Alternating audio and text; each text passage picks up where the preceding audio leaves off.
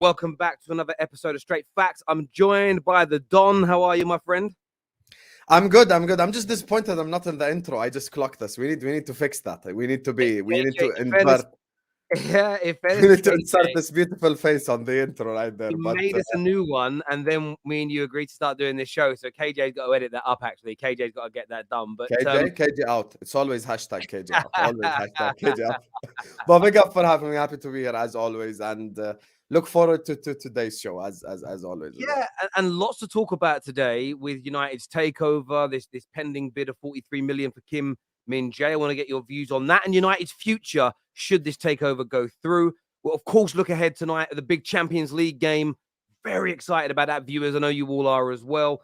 Then Arsenal, two massive transfers linked to them today, including a £92 million bid for Declan Rice. And, of course, we'll check in with Liverpool because that's Husam's team. So we talk about them on the show as well. But, viewers, you know you've got to hit the like button. You know you've got to subscribe as well. And I wanted to start, if we could, with Manchester United because there's a new bid that's gone in from the Qataris, their fourth bid now. Varying reports of how much. Some say 5.5 million. Some have said 6 billion. Some have said that it's including investment for the future, so the Glazers aren't getting as much. Others have said it isn't. Typically, the news from the Middle East appears to be far more nice about their bid than for the English press, if that makes sense. But what is your feeling on it? And almost like, what's the airways? I know you're not from Qatar, but you are from the Middle East. What's the news outlets and the news like surrounding their takeover of Man United there? The Middle Eastern people that I've spoken to ever since the news came out, people who work maybe in the Qatari media, Kuwaiti media, etc., they do feel fairly confident that Qatar is going to take over Man United. But the problem remains the same problem, whether it is Ratcliffe, whether it's Qatar, whatever it is the same people that you want out, is the same people that you don't trust, which is the Glazers. That's the biggest problem in this whole conversation. The problem isn't Qatar. The problem isn't Sir Jim Ratcliffe. The problem is the ownership that you currently have. Even we know that the news report kind of yesterday came out, it was kind of like a take it or leave it bid. The problem is they could also leave it. Like the other side, it's not necessarily take it by force. There's a possibility that they could leave it. And you look at, the Jim Ratcliffe sort of side of the equation, and, where he actually, I think it's probably a bit of smart business where he kind of gives the Glazers a little bit of a percentage so they're not fully out. And even if I look back at my club, because, there was so much talk about Liverpool and Qatar as well before the United stuff came about. And the same sort of Qatari people were just saying, the problem isn't really the Qatari side of things. The problem is more the FSG side of things. So once again, I kind of equate it because they're similar owners, them, the Kroenkes, FSG, they kind of have the similar mindset with how they look at football. I think the issue is going to be more from their perspective. But the Qataris are confident that they will end up owning Man United. But the thing is, it wouldn't surprise me whatsoever if you do end up with Jim Ratcliffe, because the Glazers are not forced to take the Qatari bid. It is for 100% of the club, and it'll probably be better for you if they take over from there. But it is a competitive, sort of bid. It's two billionaires fighting. Some people might just say, I'm going to back the person with more money. Of course, it's the smart thing to do, to back the person with the most money. But that does not mean that it's well and done, because maybe from the Glazers' perspective, and this is actually, I do have a little bit of a conspiracy. Ooh. And that's why I think the sale maybe has taken this long. I tell the conspiracy. I think there is a possibility that Glazers won't sell, and FSG, the same reason they didn't sell, is because we heard talks 2-3 months ago about the Super League thing again.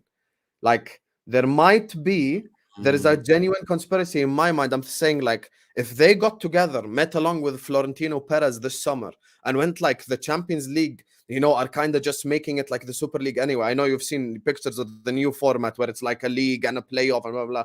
If they made it like that, we might as well just carry on with the Super League thing. And if they get the backing of all the big clubs, if the Glazers and FSG and whoever the Kroenkes get the backing of the big clubs, whatever the Premier League can threaten them with, they can't threaten all the other 5. They're not going to relegate Man United and Man City and Liverpool and Arsenal from the Prem, because no one's going to be watching. So there could be a scenario in which, because here's the thing, Terry, the quoted money for the Super League was 4 or 5 times the money that is made from the Champions League. You're talking 400 million, 500 million. That is lucrative money for any business owner. So there could be that scenario as well. And it could be very true. And if that comes in, the valuation of all of our clubs goes up to another point. Therefore, what? And I keep hearing, look, I'm not defending the Glazers, and you have to premise that because fans get annoyed. Like, we're nowhere near worth 5-6 billion. And why are they being greedy? Because people like you are going to keep buying tickets and keep buying kits and keep following the sponsors of the club. And saw it trending yesterday that Bruno Fernandes did an interview on Player of the Year award at the club, and the link's been sent out to vote. And I'm like, you're all voting, aren't you? Which means you've got to be a member of the website. A website that gets lots of clicks, makes lots of money. You sort of sit there. The traffic the website gets is part of the reason the sponsors pay the money because their logos are all over it. You're all part of the same very problem. To a degree, barring watching them, which I understand, do your best to not look at anything the club is doing, and you'll reduce the price.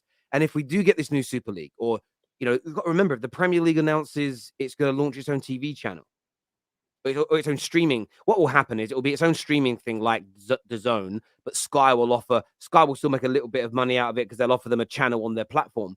But if they do that, all the clubs become more valuable because there's a theory that clubs will suddenly be earning anywhere between 75 to 125 million pounds more a year through the Premier League owning its own TV rights, which makes sense because Sky are only going to pay you a proportion of what they make. Otherwise, they make no profit from it. Imagine all that money coming directly to you. So, look, I agree. I think that there's many ebbs and flows with this. My opinion remains the same. I think it's a very unpopular opinion. With what Sir Jim is proposing, I still think we improve. I don't know if we can be as good under Sir Jim, or I don't believe we'll be as good under Sir Jim as we would the Qatari owners. Based on everything we know right now, his track record at Nice, maybe the debt not being paid off, the Glazers still being there. I think it's going to be a slower process than if the Qataris come in. But I do want the Glazers out. And I love a full sale. But if it has to be a slow sell and they move on, then so be it. But I also understand Man United fans' view. If Sir Jim weren't offering them a chance to stay, they'd have to pick between the two of them, and they'd pick the Qataris. I do get that, but I think the worst case scenario here is they end up staying completely. Yes, it's going to be more treading. It's going to be more treading water. So, yeah, it's a hard one for me. I know a lot. If Jim Ratcliffe comes in, you also improve. By the way, it's not like you're gonna stay the same. Like, here's the thing: Jim Ratcliffe is also positive. Of course, the Qataris is more positive. No, I'm not gonna sit up here and deny it, but it's like comparing driving a Honda versus driving a Ferrari or a McLaren, or maybe a Lamborghini. Like, let's assume the Qataris are the Bugatti. Like, okay, yeah, Bugatti is unbelievable. If you give me a McLaren, I'm still taking that. If you give me a Ferrari, I'm still taking that. I hear the United fans are upset because of the thing that you just mentioned, which is they're giving Glazers a percentage. They're still staying in there. But Sir Jim Ratcliffe is smart. This is where we have to give him credit. He knows that financially he cannot compete with the whole country. He can't. He cannot. He's not going to stop here and try act like he's going to compete with the country of Qatar for the ownership of Man United. So he has to do it in a smarter way. And his smart way is like, okay, I'm going to buy the club, but I'm going to buy it step by step. And I'm going to give you here a percentage so you can make the profits that we make, blah, blah, blah. It could work. And, the thing is, Terry as well, from the business perspective, just touched on it. And this is why I think, by the way, David Ornstein tweeted like in I think it was October, August, like almost maybe 2 months after the season started, that FSG want to sell. And then he came out and said FSG don't want to sell like 2-3 months ago. I really believe there is a world in which that happens. And you already mentioned why, for financial reasons. If the money increases, the money that you just mentioned, the increase from the Premier League alongside the Super League, stuff like that, you're talking about clubs making 500, 600 million extra per year. So you're talking now about NBA level profits, because when you look, for example, at the Warriors, the year that they won the championship, even with them paying luxury tax, they made around 800 something million. So you're talking about that level of money now starting to come in yearly. And by definition, if that happens, is exactly what Terry just said. Your asset now increases in price. So if you think it's bad now with them wanting 5-6 billion, if this Super League thing goes through and the money that Terry's talking about to the Premier League goes through, now they're going to be looking at selling Man United with 10 billion, maybe even like 9 billion, 10 billion, maybe even more than 10 billion. So you're talking about a whole lot of money that's coming in. So this could go anywhere. But from Man United fans' perspective, look, from a rival, I don't want Qatar to buy you because I know what they're capable of course. Yeah. But at the same time, I don't want Jim Ratcliffe to buy you either, because I know if Jim Ratcliffe runs it smartly from a business perspective, he can also get United back to the promised land. Like there is no way I'm gonna sit up here and go like, oh, if Jim Ratcliffe buy them, they're gonna be in the mud forever and blah. No, if Jim Ratcliffe buys you, you can also make it. I'm not as panicked as a lot of United fans about Sir Jim getting us, unless the debt's not gone. If the debt's still there and we're paying it, then I have a bigger issue with that than I do the Glazers still having 20%. The Glazers having 20% and still making money out of it. My conscience is clean because I stopped giving this club money 5-6 years ago. This was always going to happen. This was always their process. I've been imploring Man United fans for half a decade or more now, pull your money away. If we'd have all done that, they wouldn't be making anywhere near 5-6 billion. They'd have sold it much cheaper 4, 5, 6, 7 years ago. They're only selling now because they've run out of liquid cash at the club.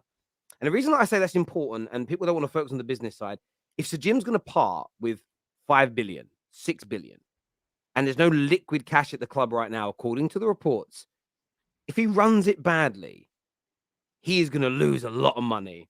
And I just don't personally see billionaires operating in a way that's, and by the way, they don't even need to use a lot of their own money to get Man United to operate right. You just need to bring in the right football minds to run the football club and then step back. Again, I don't want Sir Jim anywhere near as much as I want the Qataris, but I'm not as panicked as other people. But I do understand where they're coming from and what their concerns are. One of the other stories surrounding Man United's surrounding Manchester United's takeover is this deal potentially that we could be doing, and it's come out today. The press in Napoli is very forthright on this. Chris Wheatley also kind of confirmed it yesterday. United, Kim Min-Jae is United bound. It's now stated that we're going to wait until the 1st of July to make a bid, because he has like a 15-day window in July where he has a buyout clause of £43 million. It's reported that United are leading the way.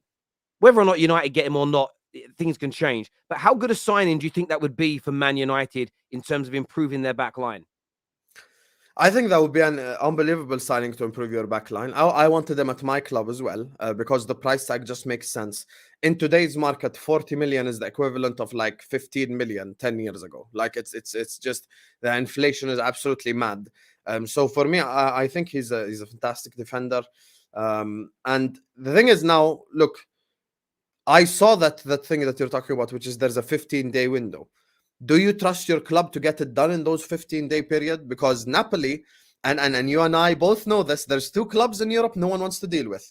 It's Napoli and Lyon, because they know that those 2 clubs are headaches. You know, with their ownership group, with their people that work there, they're just going to make your life a living hell for no reason whatsoever, just annoy the crap out of you before you get to sell a player. Look at the Koulibaly situation. Like how many, every single summer, Terry Fleur sat here and did Koulibaly videos until he moved to Chelsea, like when he was like fully done at the top level, you know? So like they are capable of keeping players. They're capable of making someone's life a living hell for taking a player. But the good thing is that release clause thing. If they do get it done in those 15 days, it's good business. But I'll keep my energy the same. I think, I don't know why United are looking at a centre back like of that caliber. You don't. Because I'll tell you why. Because if you've got Varane and Lisandro Martinez starting, I know Maguire should leave. Lindelof is decent. I'm not saying he's unbelievable. He's just okay. He's just an okay backup. If you spend your money elsewhere where you need it a lot more, you know, like for example the striker, as we all know, and as the midfield, for example, if you spend them in those 2 positions, right back, there's people been saying, then the center back that you needs to be a good enough backup than not really a starter. Because now if Kim Min-Jae comes in, Kim Min-Jae is starter level. So now we have to ask ourselves, who's going on the bench? Is it going to be Lisandro or Varane? Or are you going to play Lisandro left back? That could be another scenario as well. So like, from my perspective, I'm saying he's a starter level center back. So Kim Min-Jae ain't going to come to Man United to sit on the bench. So who's gonna be dropped? Varane. So I'm not going to sit on the fence like a lot of other fan bases do in the summers when it comes to these signings. Varane, I think what will happen is it will be competition, which we need. Competition, that pressure creates diamonds, I hope. Varane's biggest issue is his fitness record. For me, I love him as a player, but I always feel Varane is one hard sprint away from missing 2 months of football. You know, if he has to sprint hard, honestly, whenever he sprints for a ball gets knocked over the top. It's near the corner flag, and him and the striker are sprinting towards it. I honestly hold my breath waiting for him to pull up. He's injury prone. So for me, and one thing he can't do is play 2 games a week, Champions League, Premier League, for a whole season. So I think that there's that element. Secondly, I think the way you sell this to Kim is you say, look, Varane is at the end of his career. You're still in your early mid-20s. Year one, I want you might make it in the first team year one, but you and Lissandro, in my opinion, are the long-term future. I think they're both 26 years of age. Maybe Kim's a little bit younger than that, actually. I'll have to go and check. I think I read he was 26, but you know what it's like. Sometimes you're wrong on these things. I'm not even sure, but I think it's early mid-20s. Let me just check now because I want to know now that I'm saying. Yeah, he's 26 years old. So is it a really good age? I think he will surpass Varane in the team in the space of the first 12 months that he joins. I think that's why he's coming in. I think the manager recognizes that we need to be ruthless. One of the biggest things I've criticized Klopp for this year is you look at certain players in your team who just are past their best and they're still kicking. And there's a potential they could still be in important positions in your team next year if you don't have the right summer. And they're always going to let you down. And I love Varane. It was a very good signing for us. But I think over the next couple of years, you will see him play less and then eventually be moved on. Is what I Do you think from Varane's ego's perspective, he's going to accept being on the bench for Kim? That's the thing. I hope he doesn't. So I hope that his game gets even better and then Man United are better. Like, I'm not bothered which of the two. And I think you can always cope with three. You can cope with 3 top quality starting level centre backs for a year or 2. It's never something you can do long term. So for the first year, I think it's great competition to have. If somebody gets right now, we get an injury to one of our centre backs. It's a case of, well, Luke Shaw can step in. Luke Shaw does a better job at centre back than all our other centre backs at the football club. So we need more strength in depth. So I'm really happy. And on your point around the Glazers, will they get it done? Great question. I would rather us pay more money now and not wait to the 1st of Jan. I'd rather do what Chelsea did with Enzo. Obviously, I wouldn't pay £150 million, but I maybe would turn around to Napoli now and say, look, how about we pay you £50 million, £55 million now, and we get the deal done. My fear of waiting isn't negotiating with Napoli because in that 15-day window, they can't stop us from buying him as a buyout clause. We bid it, they have to accept. My fear is a Man City or a Real Madrid or somebody else steps in because they're far more attractive than we are right now. That's my only real concern with it. So I wouldn't be adverse to us saying, look, there's £10 million that we'll lose, but it guarantees us the player. A bird in the hand is worth 2 in the bush, as they say. So that's my take on it. But I think he'll be an excellent signing for us. We can play. That's the thing as well. You said it in that 15-day window. It's not like it's not just going to be Man United fighting for him. You could easily, like, what if Kim Min-Jae gets a call from PSG to go play centre back over there? You think he's going to say no to that? That's the thing. So like, exactly. So the thing is, like, from that perspective, I actually hear what Terry's saying, and no one's ever said that. Like, no, I haven't spoken to a United fan who's ever proposed that idea. But like, I think Kim is easily worth 50 million right now. So if you just put on a little bit extra money, go like Napoli, you know you're going to lose him in 10 days anyway for that price. Here's a little bit extra money so you can just give him to us. I think that would be, stuff like that is a bit better for you, because the buyout clause stuff is dangerous.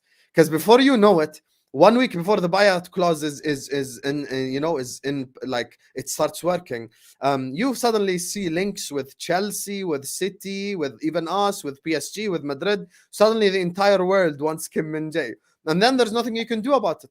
It's kind of like he's just gonna be offered, like, here's 4 or 5 clubs who are all paying the same exact thing for you. So which one are you gonna choose? So you're gonna put Kim Min-Jae in a position in which he has to choose a football club. And there is no doubt, even in my mind, even as a Liverpool fan, there's 3, 4, 5 clubs who will always be more attractive than us. Maybe due to monetary reasons, maybe due to like players dreaming to playing for certain clubs, etc. So like, it's stuff like that. If money comes in and he has to choose a club and there's a Madrid on the table, he ain't gonna say no to Madrid to go to United. He ain't gonna say no to Madrid to go to Liverpool. This is the truth. And there's a report that just come out a few minutes ago. Fabrizio shared it, and some Man United aggregators have shared it. That they've stated that it's not true that he's close to signing for Man United. Now, football fans have got to stop taking everything so literally. Kim's team are not going to say that right now because you put off other bidders. And I'm also not naive enough or childish enough to sit there and go, he only wants to play for United. He's dreamed of it as being a kid. Like 95% of all professional footballers, they will pick the best option for their career. So if they're coming out now going, we're close to United, we only want United, they're the best team for us, you'll get a Liverpool and a Real Madrid and a PSG go, oh, that's done then. We'll look elsewhere. And maybe, just maybe, he gets a better offer elsewhere. Equally, they might be in a situation where they're like, well, we could get a little bit more money here by saying we haven't made our minds up just yet. But and a few people here saying Terry Fabrizio has tweeted saying there's no truth in the Kim story. Well, he's just going with what their words have got to say. And I'm not going to dig other journalists out. But equally, on Monday afternoon, Chris Wheatley said that there's a new bid coming in from the Sheikh. Nonsense, nonsense. Nobody else is saying it. 12 hours later, it's trending news everywhere. Chris Wheatley has also said that Kim Min-Jae is Man United bound. Napoli are in the process of buying a new striker. Local news in Napoli is stating that he's going to go to Manchester United. It may not happen, as we've said in our videos. I'm not surprised to see his entourage be coy on it. The same as if you were to speak to Declan Rice's entourage right now, they would say the same thing. Even McAllister's entourage are like, yeah, we respect Liverpool, but we're focused on Brighton. There's no truth that we're nearly close to joining. But we kind of know that deal is very, very close to being done. So I would ignore what people say publicly to a degree, because they're always going to keep their powder dry to ensure they don't damage themselves. But there's still a way to go yet. And as all the stories said, it's close to a personal agreement. Some outlets have said there is a personal agreement, but the deal with Napoli hasn't been done. So the deal in terms of the deal with the club, that isn't close at all. In terms of personal terms, maybe it is. Pav here says, competing in 4 competitions every year, Varane can't do that no more. And Erik ten Hag likes to go full strength in every comp, regardless of the opponent. We need centre-backs. I think that's a fair thing to say. That's a fair comment. Comment. Yeah, Liverpool fan here says, come on, just give 43 million to Kim. He can buy himself. I hear what you're saying there. Buy the contract out. Terry, I am FSG and Klopp out. And we'll come back to Liverpool a little bit later, actually. Well, we'll try and keep it on subject. Emmanuel here says the Don is in the house. Yes. Big up, Emmanuel. Is. This here says, Husam, you're just salty. You don't want Man United owned by Qatar. Listen, if I'm a football fan and I can't be salty, then I'm not a football fan. That's number one. And number two, I've given logical reasons. And by the way, let me explain something to you. When it comes to tariff lures, let me just say, when you come work with this guy, you have to be ready. Because he's just not, he's not just gonna, allow you to just be salty like that. That's why I came in with the logic, with the facts, and we just had a conversation. Yes, I am salty. I don't want Qatar to buy Man United. I'm not dumb. Of course, I don't want that to happen. But at the same time, I gave logical reasons as to why maybe Jim Ratcliffe could be more attractive from the Glazers' perspective. And the Super League thing is something I've been saying for 3 months. That's why, in my mind, I just don't think these American owners want to sell, because they're going to make double the money, like 3, 4, 5 times the yearly money, and their club is going to be worth 2, 3, 4, 5 times the money. So, it's a logical conversation, but I am salty. I can't lie. Yeah, I hear you. Carl here puts the entourage at Kim's entourage. It's not true that a deal is closed with United. So is it closed or close? Let me see what Fabrizio's tweet says, because I think that's actually a key distinction. Closed. Again, I read it as close, so not closed. Again, be very mindful of the words. It isn't closed because the deal isn't complete. They didn't say there isn't a deal going on with Man United. Equally, and this is not a dig at Fabrizio, so please nobody cry. I remember 2 summers ago, all summer, Fabrizio and Lukaku's entourage said no chance in God's green earth. On God's green earth that Lukaku leaves Inter, and he did. That's what I say to fans. And what fans have got a habit of doing is they see a story. I don't want Man United to get Kim. Any negative story around it, yeah, that's the truth.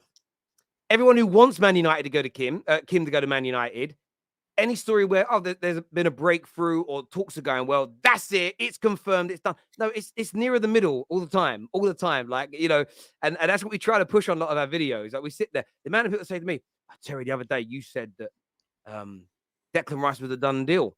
And I said, no, I didn't. I said, I showed you what a journalist said, that the personal terms were agreed. And they're like, no, you said it was complete. And no, that journalist said it was. I gave you their story and I gave you my opinion. I didn't say it was done. Yeah, well, I didn't get to that bit. Well, try watching the whole thing, listen, and then go from there. But there we go. Viewers, it's the same thing with McAllister, by the way. The Brighton guy came out and said, oh, it's not done, blah, blah, blah. But we all know deep down he's probably going to end up at Liverpool. So look in the summer when Brighton kind of embarrassed Fabrizio, and I think it was wrong what they did, where he said it was a done deal with Cucurella, and they came out and said, no, it's not. And like 6 hours later, it was done. Like, what was the damn need to write that tweet to embarrass Fabrizio when it was, for all intents and purposes, it was done? And Dunkius is close or closed. No, their quotes are closed. Closed. So again, people in the comments were like, Terry Fabrizio said that the story about Kim to Man United is nonsense. That isn't what's been said at all. They've just said the deal isn't done with Man United yet.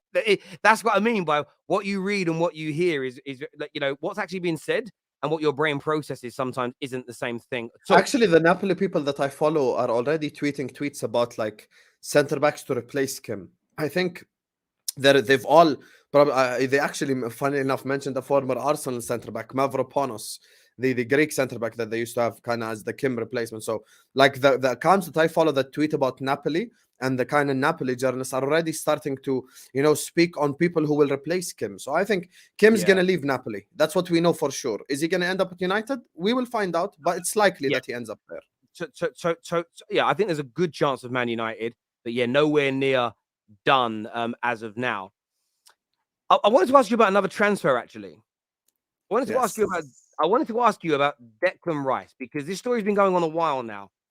We heard 90 million the other day, and then it's now come out today from Matt Law, and I want to read this out. He has stated that Arsenal were putting together an offer worth a club record 92 million for Declan Rice, and by other outlets have stated that they're still going to go for Caicedo. But 92 million pound for Declan Rice.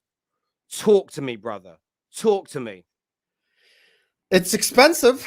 Let's not sit up here and lie. It is expensive. That is a lot of money. It is a lot of money, but at the same time, like,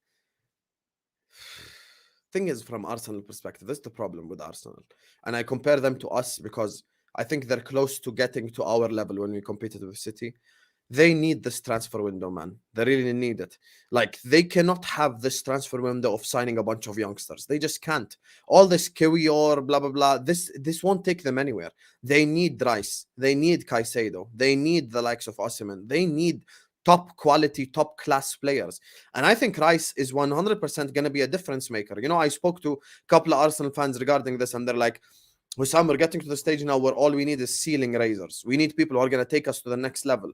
And I think with Declan Rice, here's the thing. He's done it in Europe at a smaller level, of course, in the Conference and Europa, but he's done it he's been there in the the further stages of the competition. He's played away games in Europe. So he has European experience. It's not like he's inexperienced. He has Premier League experience, as they say, Premier League proven. And when you look at that Arsenal midfield, Declan Rice and Caicedo probably together are exactly what the doctor ordered. And before I get into Caicedo, I'm going to speak on Rice a little bit here.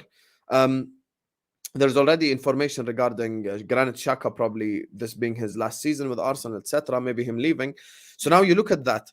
If you go from Xhaka to Rice, as good as Granit Xhaka has been this season, Declan Rice is a massive upgrade now. Let's not sit up here and lie. Like, Declan Rice is levels above Granit Xhaka, when it comes to playing that position. And I look at Arsenal Football Club, and when I start hearing names like Rice, Caicedo, Osimhen, etc., I start thinking, okay, Arsenal are a serious football club.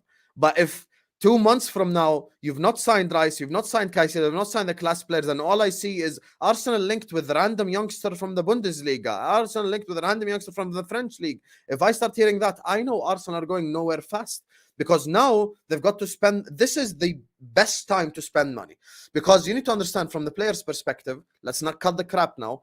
Arsenal weren't as attractive for the last 5-6 years as they'll be this summer, because Arsenal have competed with Man City. Arsenal have shown, a sort of spirit to the entire world. Players from the outside want to play in it. Arsenal are back in the Champions League. Arsenal are a club in London. So all of that stuff goes hand in hand together. People who are watching the Premier League as football players now want to move to Arsenal Football Club. So you have to use the moments in which you're attractive. You have to use the moments. And I'll use my club so people don't get emotional. In 13-14, we finished second. And in 18-19, we finished second. When we finished second and we were competing and we went and we signed the Alisson and the Van Dijk, we went on to win the league. When we finished second and we went and we bought a bunch of players for 70, 80 million. It didn't work out.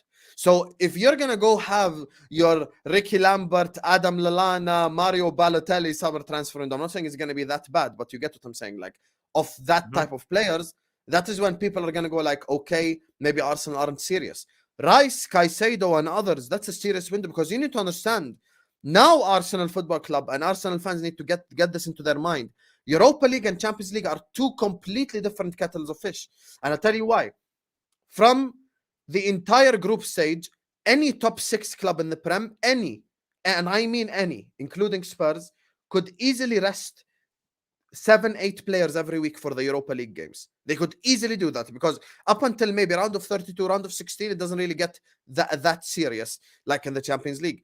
In the Champions League, you ain't about to rest Xhaka and Odegaard and these guys when you're pulling up to the Santiago Bernabeu away. And there's a further thing as well, because since we're on the topic of the Champions League and Arsenal, because Arsenal aren't winning the league, Arsenal are now going to be in pot 3, which makes it extremely likely that Arsenal Football Club end up in a group of death. So you might end up with the Madrid and an Inter. I did read that's if you make the Champions League, their pot's worse. If Man United get in, I think it's slightly better. If Liverpool qualify because of your coefficient in recent years, they're pot 3. I think if Man United get in, they're pot 2. So from a in terms of difficulty of group, they kind of need Man United to do it. But listen, I think everything you said there about Rice, I'm gonna say Rice quickly. I'm a big advocate of Rice. I've been saying it all year, and maybe in the last month, Arsenal fans have kind of gone, I think Terry's right. He's better than, not just better than Xhaka, exponentially better than Xhaka. He's better than Partey as well. He's a better player than Partey, and he's a better player than Granit. I wouldn't agree with that. I personally think he is, and I think Arsenal will see those levels when he goes there. But someone in the comments a minute ago said, what's he going to play box to box? Listen to the journalists over the last 3 years that are close to him. It tells me people don't listen or read deeply about these players. He doesn't see himself being a DM. He wants to be more advanced. He wants to be in that box-to-box role. So for me, I look at it as Arsenal are signing a gem. Now, £92 million is a lot of money. But is it really in 2023? Is it really in 2023?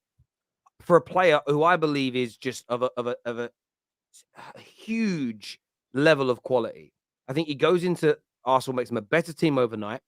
Yes, he doesn't have Champions League experience, but he has experience at Euros and World Cups, which is also a very high level of knockout football. And Europe as well. Europa League conference.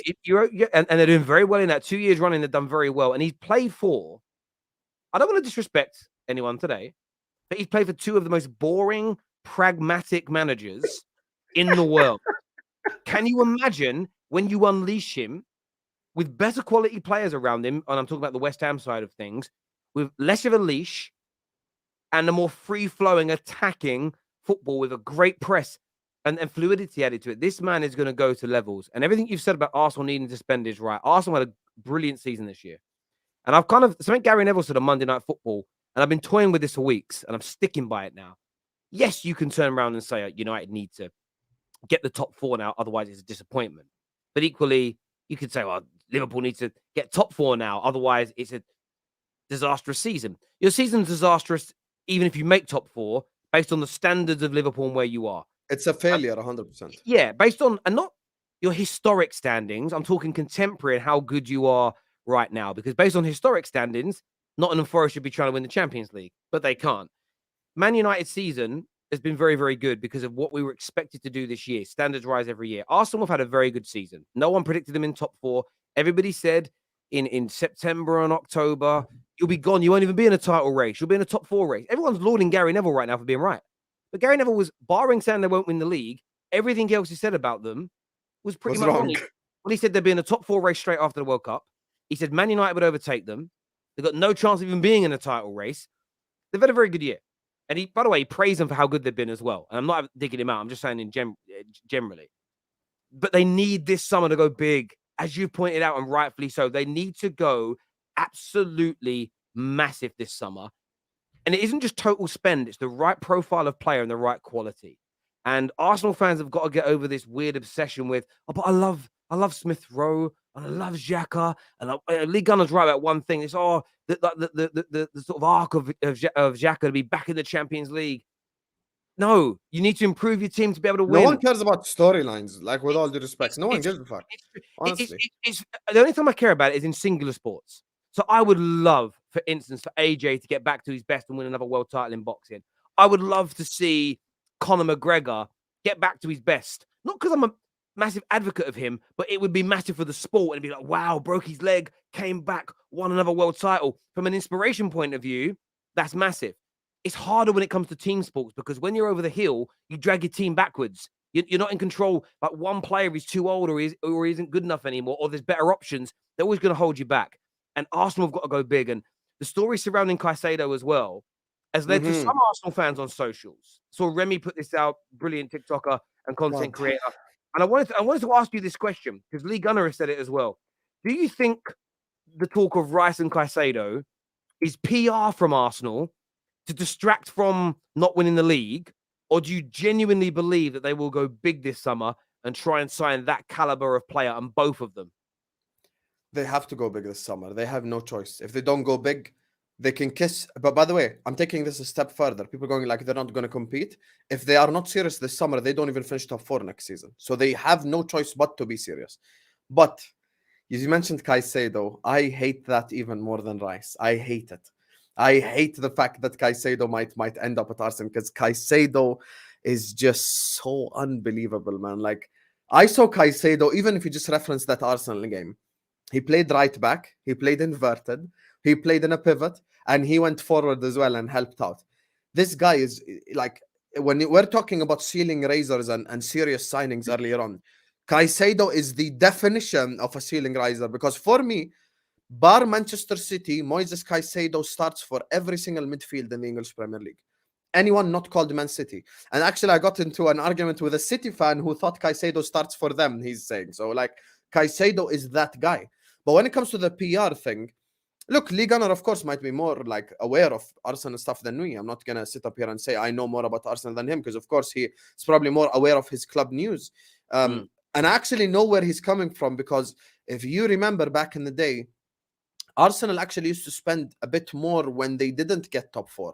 And after they kind of got top 4, after they got Champions League, they would spend a little bit less. So maybe it's coming from the perspective of in the past, we've done this. However, I look at the current state of Arsenal team.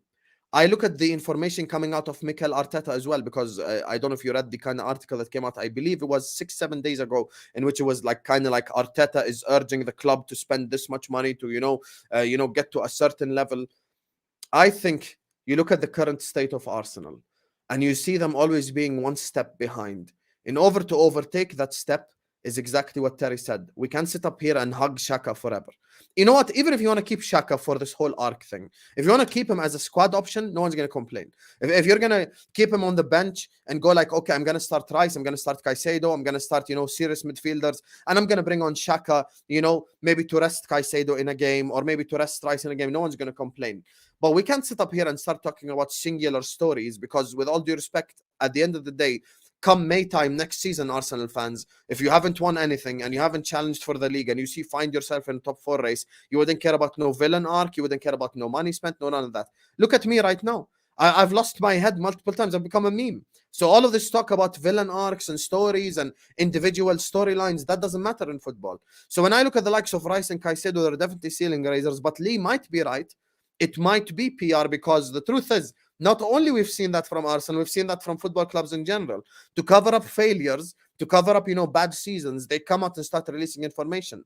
If I use even my club as well as an example, after we big up Kurdish, kind of organized the whole FSG outplanes and stuff, every time after the FSG outplane flew over Anfield and we had all the journalists speak about it, next day we'd get some sort of transfer breaking news. So it's not like some sort of, it's not far away that a club would actually do that. That's something that football clubs do. So it is a possibility. And that's why I said earlier on when I stated Arsenal, I said 2 months from now, if I see you buying the likes of a Moussa Diaby or, a guy from the French League or the Bundesliga who isn't really that guy, I'm not going to sit up here and go like, yes, Arsenal, you're signing youth player with, who's going to have potential. You don't have time for potential. You have time for win now. That's the difference. So, yeah.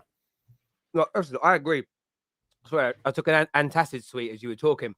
But I completely agree with you. They have to go big. They have to improve the squad.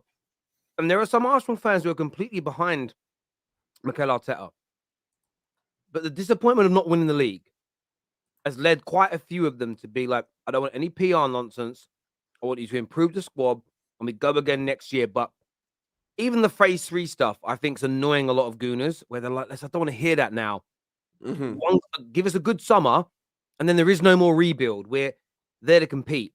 Of course, you can be a little bit facetious and theoretically there's a process every year. City will go through a process this summer, even if they win the treble, of trying to maintain and improve their squad. So you're always in a process. But what you're not is in the rebuild from a club that was in the doldrums, that was in the depths of depravity, that was struggling, that couldn't win games. Rebuild is such a buzzword, man. It's such a buzzword. And I do think rebuilds they are real. But you're only rebuilding when the club has fallen. Like Chelsea this summer are rebuilding because they have absolutely fallen from grace. They're a disgrace. They can barely win a game. They've got to rebuild confidence, a style of play. They've got to work out who they're keeping and getting rid of. That's rebuilding. When you're adding to an already very good team, that isn't a rebuild. That isn't a phase. You're using those words, those buzzwords, as a preemptive strike, as an excuse if things go wrong. Ten Hag this year. Liverpool aren't rebuilding, for example. No, you're not rebuilding. You're adding to it. Your rebuild started when Klopp came in. You're 7 years into the damn thing. Now you should just be adding, like someone who's built their beautiful home. What you're now adding is a brand new vase, and a nice new sofa. And we're gonna paint the spare room a nice new color. You are touching up on what should already be a beautifully constructed home. And that is where Arsenal now are. And I think most of their fans know this. And they're putting that pressure on. So Arsenal can't afford for this to be PR. Arsenal can't afford for Rice to end up at Man United and for Caicedo to end up at Liverpool, as an example. If that happens, it will be disastrous for them because it'll be another main target that goes to a rival. Well, I think right now, you strike while the iron is hot if you're Arsenal. You bring in the right people. Now, get it done. And if they get Declan Rice done in the first, say the season ends in 2 weeks. Imagine within the first week of it, bang, a Rice announced. That doesn't just improve Arsenal. It sends a goddamn message to the rest of us. We better have some good summers, because Arsenal have already improved. And dare I say it, become a little bit scarier, And build excitement in their own fan base too. No, it's true. In terms, I'm going to do these super chats first of all, and then come back to what we're talking about. This here says, Don speaking 100% facts. Kroenke and the club have to show they are serious and build on this season. Now is the time. Keep the momentum building focus. Keep the momentum thing is something that me and Terry have just spoken nothing but the truth about Arsenal for the last 10 minutes because when you watch football for a long time, you understand clubs that go in the wrong direction, clubs that go in the right direction. Well, I've seen clubs challenge for titles and fall off a cliff the next year because they aren't serious. This, you need to understand, as an Arsenal fan, Gunnar Duke, I'm not going to guess your age, but if you're in your 20s or, and you're in your late teen years, even if you're 25, 26, 27, my age, 28, if you're in that age range, right? You have never in your life seen Arsenal win a league title. And you've seen Arsenal this season finish second, and this is probably, for the last maybe 15 years or so, been the most attractive Arsenal have ever been. When you are at your most attractive, you can't go sign youngsters. You need to go sign the upper echelon ceiling raisers. Do you want to know the proof in this? And it's harder to do with hindsight because we know what the players turned into. But I sat down, Gunnar Duke. I've got a lot of Gunnar mates. And when I was in the height of kickboxing and my training, at my club, there's a girl that used to train with us, and her dad, Bobby, good guy, big Gunnar. I mean, he turned up right near the beginning of the season, near the end of the transfer window, and he was in a mood. And I don't know how old was I in like summer of 2004? I would have been about 17, 18. So I was like, "Oh, Bobby, what's the matter, mate? You look a bit stressed." He went, "Arsenal." And I remember saying, "Why? You just won the league, Invincibles. What's wrong with you?" He went, "We've signed some youngster from Feyenoord and spent £400,000 on Flamini at the time. They bought Van Persie, who everyone go, oh, that was a massive signing. But he was a kid when they bought him. It wasn't a groundbreaking signing. Arsenal fans were fuming that they didn't go out in that summer after the Invincibles and add top quality. The following summer, the best they added to they bought a young Theo Wilcott and they bought Adebayor. But again, good player Adebayor, but he wasn't top tier. 2 summers running after one of the greatest single seasons in league football history, Arsenal didn't go big. They didn't go out. Go and look who Man United and who Chelsea and maybe even who Liverpool bought between 04 and 06 and compare it to Arsenal. Yes, like they bought Hleb, good player. Adebayor, good player. Alex Song, good player. Flamini, good player. Van Persie turned into a brilliant player. But all those players they bought that were good didn't win them anything. They got an FA Cup and then they didn't win anything for how long? They didn't go big enough. And that's why Arsenal fans have got to look back at history here and talk about not adding the right depth and the right quality at the right time. And it's huge for them because I don't know about you. Like, how do you see and view? Actually, I'll ask you that question about the season in a minute. I want to do this super chat here from Gunner Down Under. Just, hey, Terry, people saying they'd swap the Champions League for a second-rate cup, then complain we knocked the stadium down to compete with the likes of Bayern.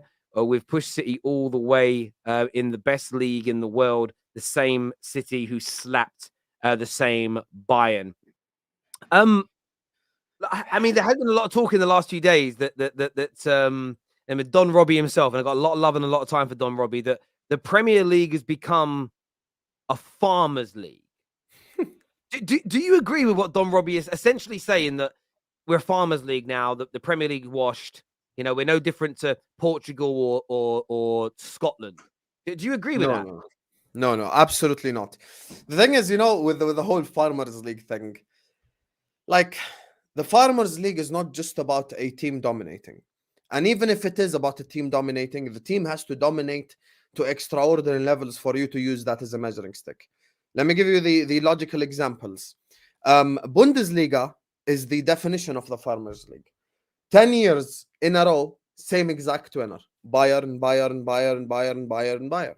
You look at the Italian league. Before Antonio Conte's Inter broke the duck, it was like Juventus winning it for 8-9 years straight. And that was the record lowest numbers of people actually watching the Italian league. With the English Premier League, I've always said, whenever I've had, because, you know, I've had lots of discussions even with people, you know, who support La Liga clubs, etc. And they always argue this, who's the strongest league in the world, etc. I always say, the thing that makes the Premier League special is never even the top 10 teams. It's the bottom 10 teams. If I put the bottom 10 teams in the Premier League in a imaginary league with the bottom 10 teams from the Bundesliga, with the bottom 10 teams from the La Liga, from etc., the bottom 10 Premier League teams would absolutely wipe the floor with all the others. And that's the levels of quality. I take your mind back 3 summers ago, I believe it was. Maxwell Cornet was a little bit of a, you know, a prized asset youngster coming out of the French league. He moved to Burnley. Do you understand where he moved? Burnley. So like the quality, you look at if we go through this entire league, there is a player or two from the bottom 10 in the English Premier League right now that could easily be bought by any of the top 6 clubs. You could easily improve the clubs from within. You could improve every single club from within the English Premier League. I mean, just now we were speaking about West Ham. West Ham in the league this season, they're in the bottom 10. They haven't even been that amazing. And you look at, for example, they just beat one of the Dutch teams, Alkmaar, you know, in the Conference League as well, and they're doing really well there. So, like, for me, I don't think the Premier League is a farmers' league, and I think the measuring stick of a farmers' league is not just one team dominating, because if we go back in time, there was a period in time in which United dominated. There was a period in time in which Liverpool dominated. It doesn't mean that the English league was a farmers' league either instance. So for me, if there's quality throughout the league, it's not a farmers' league.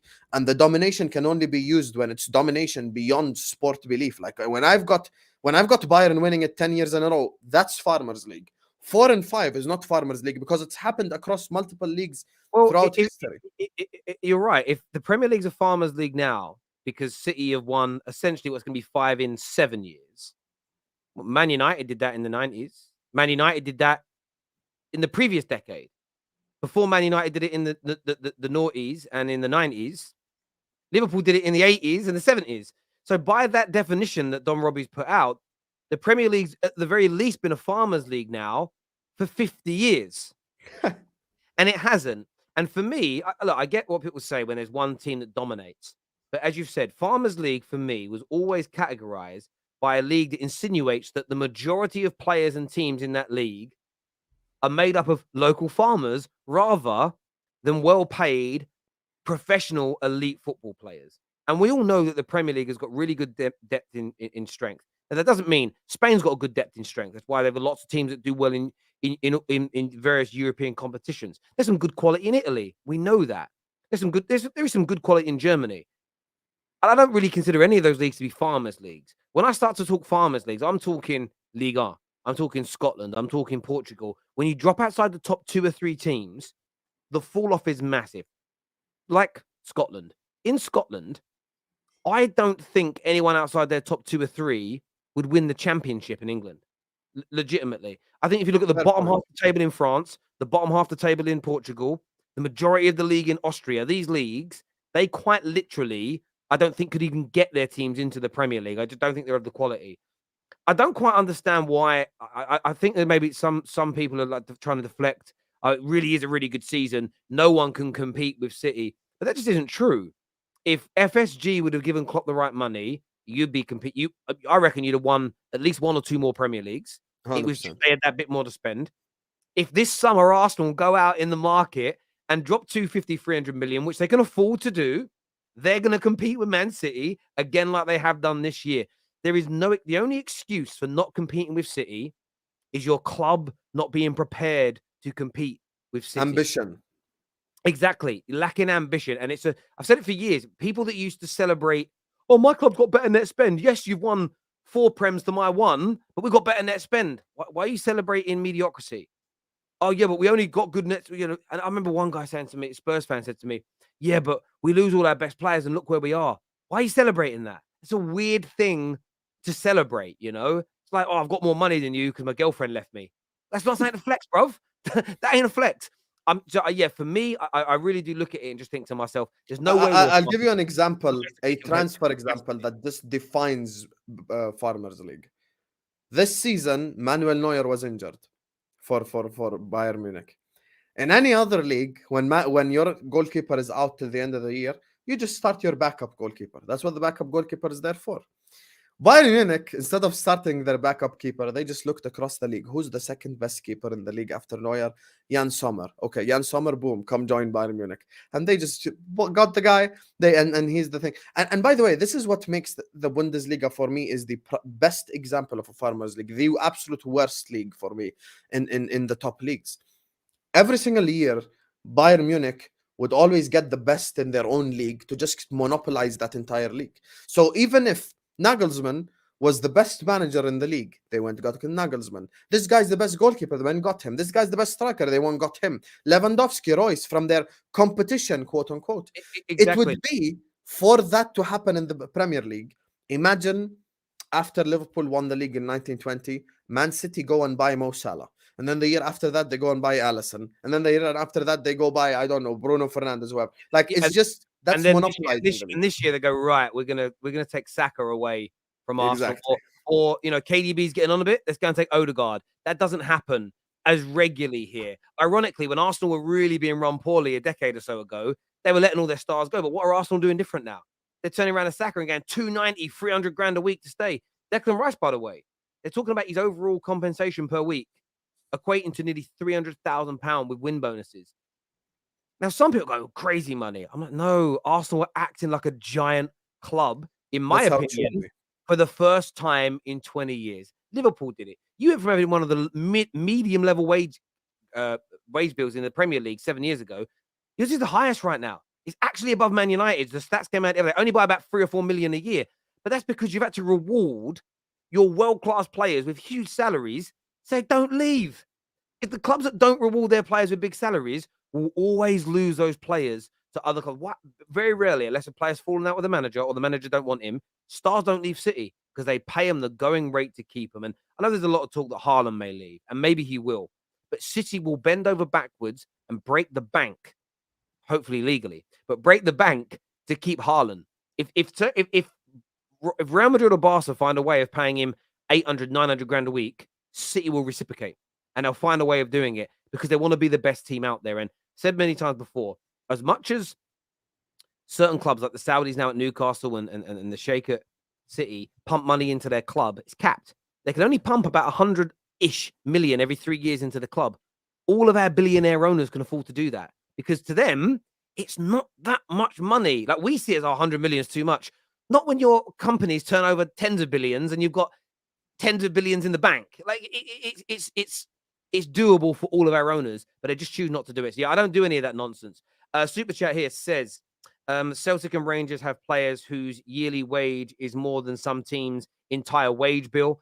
Farmers' leagues are leagues where there's a significant drop off in quality, not simply one team winning. Agree completely with you. That absolutely spot on, my friend. Great super chat. Weird how some people call it a farmers' league, but those same want the same team, City, to win to spite the opposition fans. Yeah, it's very, very, very true. It was funny when Chelsea started winning when they first got the money. I always remember I came, all my mates texting me the day of the Champions League final in Rome against even Liverpool fans. Oh, well done for winning. Didn't want them to win. Football won today. And that was, again, my era, my age group, no social media, just talking to each other and being real, because it was seen as they're polluting football. I never really bought into that. I just viewed it as, well, we just got to keep buying and winning and developing your team. But yeah, this Farmers League stuff is crazy. Nobody should be wanting City to win if they believe it's a Farmers League. But yeah, very, very, very true. Hi, Husam, a clown. How's life in the Europa? Is what Nabil Nabil, said. I'm so happy I get under your nerves the most on YouTube. I'm so happy. I thought Terry pissed you off more, but I pissed you off this much. I'm happy then. I'm doing something right. Love it. Oh, sorry, already done that super chat there. Thank you. This here says KSE will back Arteta because look at the other sports franchises. Their hockey team is the current champions. The Rams are the current champions. The Nuggets are the current favorites for the NBA. I don't even know who that is. They will back him. And they need to. And you could be right. And you could be absolutely right. Maybe they will. But I know American sport's different. Because it's so different, man. The drafts and there's like salary caps, there's drafts. Like it's not really comparable. I'm gonna be so real with you. It's just not comparable at all. At football, you actively have to spend money. In the NBA, okay, since you brought it up. In the NFL and in the NBA and all these American sports, you cannot go buy a player from another club. You can't. So you mentioned the Nuggets. The Nuggets can't go to the Warriors and go like, how much money you want for Steph? No, they're not going to sell him because they don't do that. You have to trade. So you have to give up assets. So in order to, if you want to give that as an example, it would be like Arsenal have traded Granit Xhaka and blah, blah, blah for Declan Rice. Life doesn't work this way in the Premier League. You have to give them money. So you have to spend money actively. And that's why owners want to be owners of NBA clubs and NFL clubs, because the money is 10x because they don't have to spend as much. That's the difference. There we go. I mean, I knew you couldn't buy people. It's more trading and stuff. I watched a great film about it once. You ever watch Draft Day? The NFL. You ever watch Draft Day? Is that the one with Al Pacino, is it? No, that's the Any Given Sunday. Kevin Costner in Draft Day.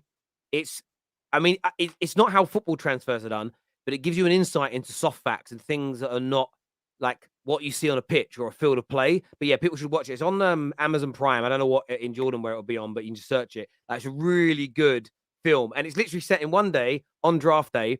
And for me, it was an eye-opener to transfer. I think it's loosely based on a true story as well, obviously with a bit of Hollywood drama thrown in. This season will be considered a bigger failure if we don't capitalize and have a strong summer. I mean, I was going to ask you about that as well. Like, when you look at Arsenal's season, do you see it as overly successful because they've become title contenders? Or like a lot of people are telling them now, they're bottlers and failures, and this is as good as it's going to get? Like, how do you view it? To be fair, they have bottled it. We can't deny that either. Like, we can't sit up here and act like they didn't bottle it. And for me, even if you lost 3-4-1 at the Etihad, it's the Southampton, it's the West Ham game, it's these other games. Like, I think the guy who sent in the super chat earlier was spot on with the whole, kind of idea regarding, Arsenal season being a failure or not. I think Arsenal season being a failure or not will be shown to us next season.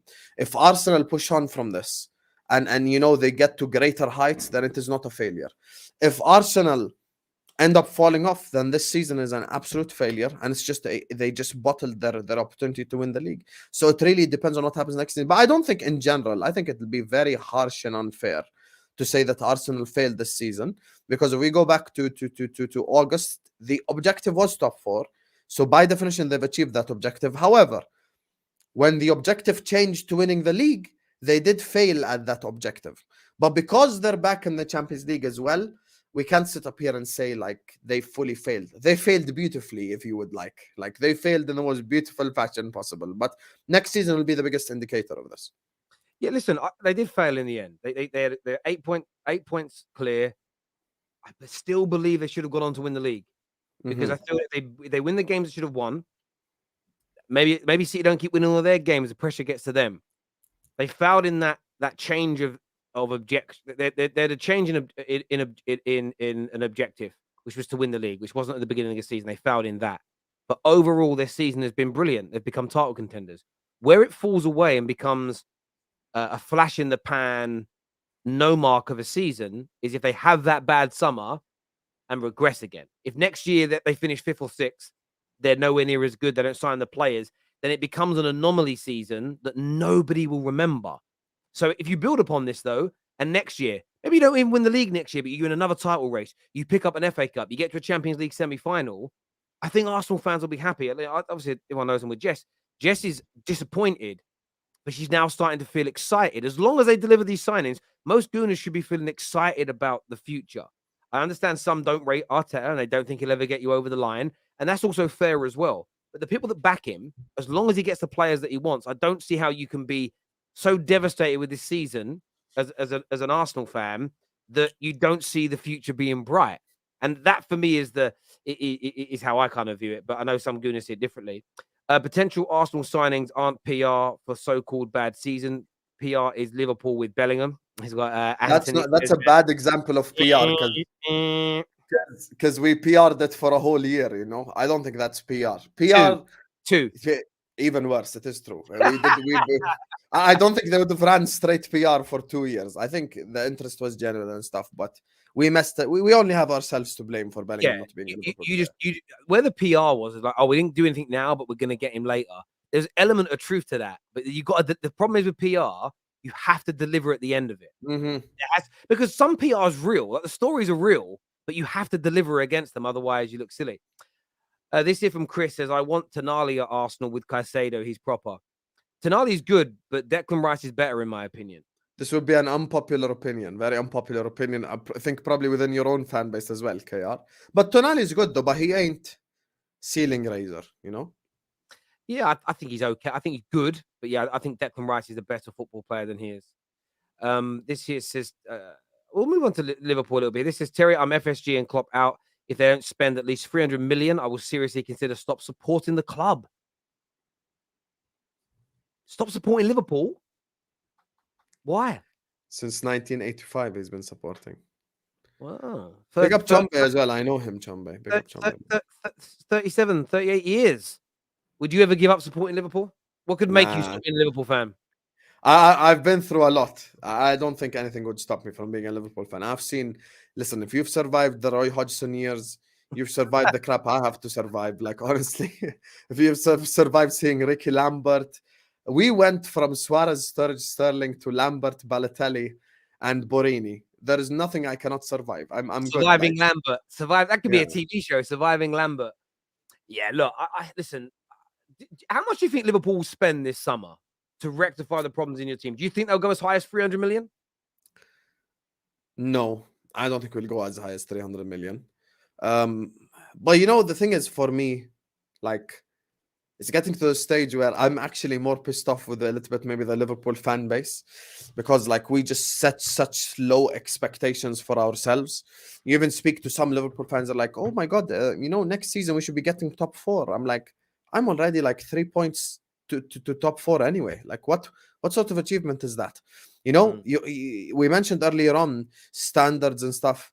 If you've got the likes of Alisson, Trent, Van Dijk, Fabinho, Salah, etc., Thiago, you don't have that team to get top 4.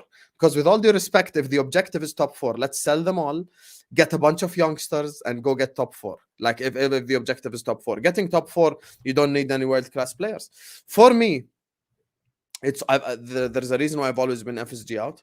There's a reason why last summer I was probably one of the harshest Liverpool fans on social media on the way the club operated, because I understand that we needed to strengthen and we were just simply arrogant and negligent. And I don't want us to be arrogant and negligent again. I mean, I see McAllister. I'm good. I think McAllister is a great signing. But here's the thing now. It's about the package deal concept. Is the package good or is the package not good? I'm not going to sit up here and, start doing break dances that McAllister is a Liverpool player only for a month later for us to sign Mason Mount and Gravenberg, for example. I think McAllister, Mount and Gravenberg would be an absolutely below average subpar summer that you didn't have to waste 1 year of my life for. Because once again, the conversation is going to be as follows. You guys all mentioned Bellingham. If you wanted to get McAllister, Mount and Gravenberg, why did you waste my whole year then? Why did we waste this season? We could have got them last summer anyway. It's not like any of them were some sort of prize gem possessions. We could have signed all three. Any player that Liverpool is linked to right now, we could have got last summer, and we could have got last summer for a cheaper price as well. And Liverpool fans like myself are consistently in fights with our own fan base, consistently in fights with, journalists as well, Liverpool journalists. You see people come out after the Leicester game, start talking about, oh my God, we might, Curtis Jones might save us millions. First of all, why you want a billionaire to save millions? I don't know why you're worried about that. Second of all, when will we ever learn to be humble and ambitious? When will we ever learn to actually learn from our mistakes? You see stuff like last summer, Harvey Elliott is like a new signing. This guy is like a new signing. That guy's like a new signing. I'm not about to sit up here and do Curtis Jones as a new signing, because what Curtis Jones has done over the last 5 games does not neglect what has happened over 95% of the season. Make no mistake, if Man United or Newcastle capitulate and we make top 4, we still have failed. And it still is a disastrous season. Because once again, it matters what the objective was. When you employ Mo Salah and Alisson Becker and Trent and Van Dijk and blah, blah, blah, and have Klopp as the manager, you can't end top season fighting for a top 4 when a year before that you were about to achieve football, eternity with what we were going to do. So these are the things that always get on my nerves. People say, Husam, you're entitled. You should be entitled. You're a Liverpool fan. You've just had your most successful time as a Liverpool fan in your entire lifetime. If you can't be entitled now, when are you supposed to be entitled? So people are just doing the same stuff, kind of the same dumb shit that we were doing last summer already. People are repeating it. Curtis Jones is a new signing. Trent could save Liverpool millions by playing inverted. Like, I'm not interested in saving FSG millions. I'm interested in winning the league. And Mate, by the way, yeah, next season, I'm not accepting anything less than winning the English Premier League, because you've just wasted my life, a whole season of my life, for no reason whatsoever. You told us all that it's going to be this year, guys. We're going to run it back because we're going to get Bellingham in the summer. Okay, so we don't get Bellingham. So now what? You're going to go get me a bunch of guys I could have signed last summer anyway. So you just wasted the year of my life. And not just the year of my life as a supporter. You've wasted the year of Salah's life in his prime, Alisson's life in his prime, Van Dijk's life in his prime, which is more dangerous, Fabinho's life in his prime, Thiago's life in his prime, which I mentioned all last summer when they called me negative and toxic. And I said, guys, these guys are all 29, 30, 31. This goes back to the Arsenal thing. When you're win now, you're win now. You don't have time for all this build crap, all these buzzwords. You must win now. So for me, I look at this summer, and this summer, the target is very simple. Sign 3 midfielders, sign a center back.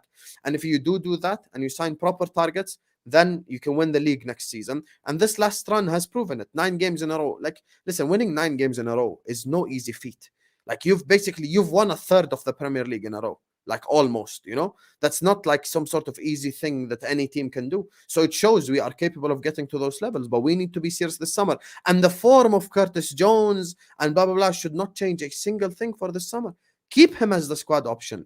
Use him if you need to rest McAllister for a game. Use him if you want to rest this guy for a game. But I'm not going to sit up here and now build my entire future based on the players that let me down to begin with. That would be silly. Yeah, listen, mate, I completely agree with you. I think that, obviously, I don't want to see you succeed. I don't want to see that. I want to see Liverpool fail. I'm a Man United fan. But there's also this part of me that looks at the way fans are treated by their clubs, and it rattles me pink. It rattles me pink. And then when I understand this notion of not wanting to always show your ass publicly. And I'm on, and I think there's an honor there of, like Man United fans right now of our takeover. I feel like on that particular subject, keep your powder dry until we know what's going on. One of the reasons why I'm not going massively in on Sir Jim is I don't want there to be videos of me saying it's going to be a disaster if it turns out not to be a disaster, because I don't know all the details of his takeover yet. When I know more details, I'll have more of an opinion on the situation. But when you've been, for me, I look at, and I always remember this was before lockdown, before 2020, because I remember talking about this in the last banking job I had, and I used to go outside the office near Marble Arch and do videos from there. So I just remember that location and who I was working for.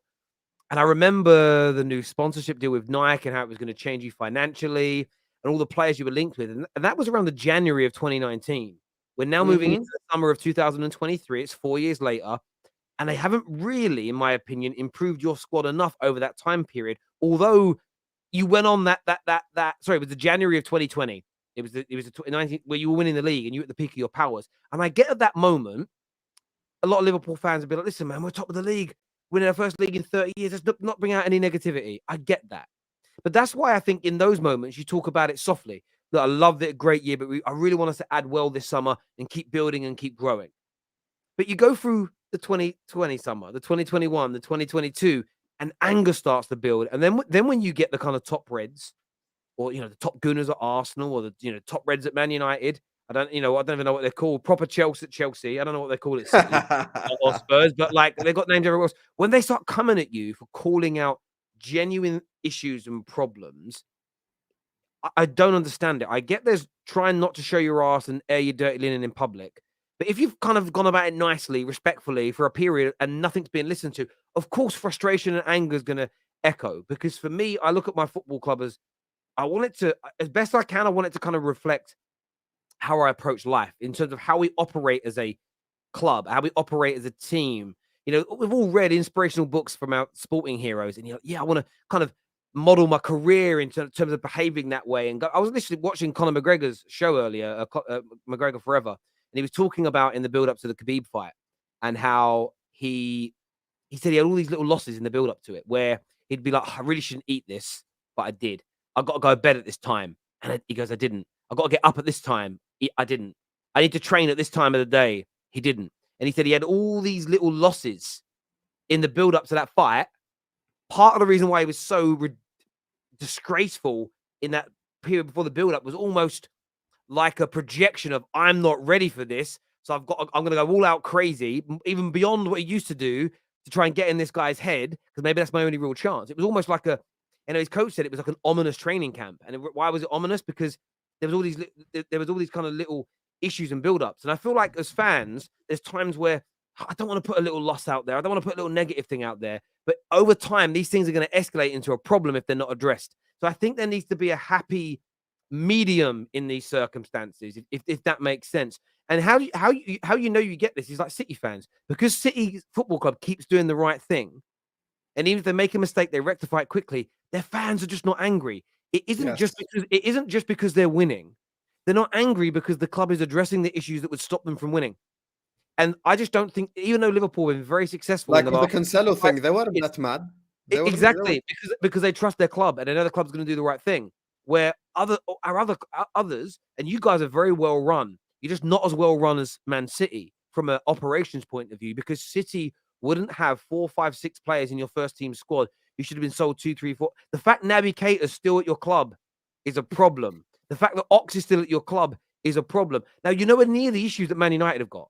We're in even lower level, but the principle's still the same. And you just need to ensure that these little losses, some of them are literally losses on the pitch, and sometimes it's just, why are we giving him a new deal? Why hasn't he been sold? How the hell have we missed out on this transfer? Hang on. You said there was more money than ever available this summer, and we spent less than the previous 2 years. If that's not being called out and clubs aren't being held to account, you will go backwards. 100%.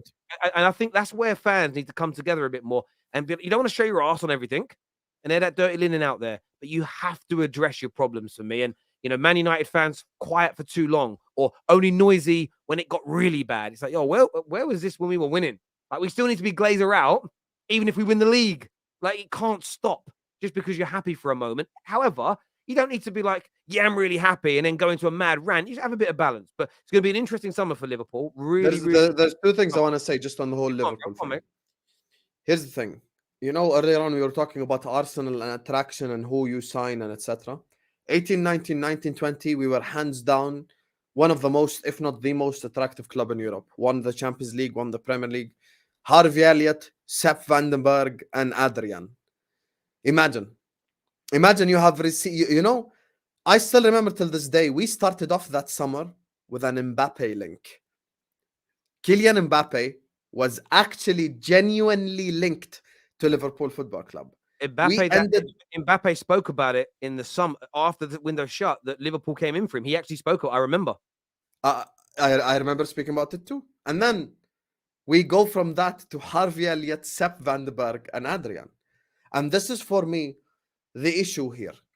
That when you're at the most attractive, you didn't use that opportunity to sign these amazing players. And the second thing is, if you want to be cheapskates, you can be cheapskates and smart. We're not cheapskates and smart like Brighton, where we buy from source country.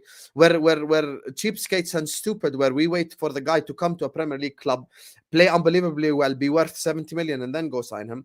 And third of all, you know, the whole money thing that Terry mentioned. This is for me that what gets on my nerves. And this is why I've actually been calling out a lot of Liverpool journalists out lately. This is, you know, the fact that Liverpool aren't going to finish in the top 4 2 months ago when it was like over for us was sort of a thing that they used as an excuse. Liverpool aren't going to get Champions League football. That's why we don't have money. Okay, so let me get this straight. So when we win the Premier League, we have no money. We win the Champions League, we have no money. We qualify for top 4, we have no money. We don't qualify for the top 4, we have no money. Is there a scenario in which we have money? And then these same journalists will come out 6 months later and go like, here's the yearly revenue report. Liverpool have made the second most revenue in Europe. But somehow they've decided to spend less money than championship clubs. Make it make sense? So these are the things that I always speak on. Like, you know what I think is true? Do you know what I think is true on this now? And I'm starting to feel it more and more since it was revealed it's happening in Paris. I truly believe that clubs now pay journalists, pay radio hosts, pay Sky Sports people, pay content creators. I genuinely believe 100%. And they give them briefings and they say, this is what we need you to say, or this is what we need you to push back against. This is the narrative. I'm at a point where I'm 80% sure that the certain fan channels, certain media outlets, certain journalists, certain TV companies push what clubs want us to believe when it isn't really the truth. And the reason you see that is like you've just said, every year, no matter win, lose, or draw, there's no money. Yes. So is there a scenario in which we have money? That's my only question, genuinely. Like, I just want someone to answer me this. So I've given you all possible scenarios, and in every single scenario, we got no money.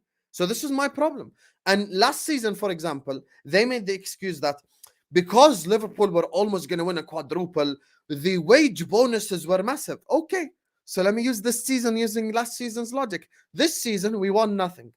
This season, we ain't about to finish in the top 4. This season, no one's winning the Golden Boot or the Golden Glove. So players aren't getting bonuses either.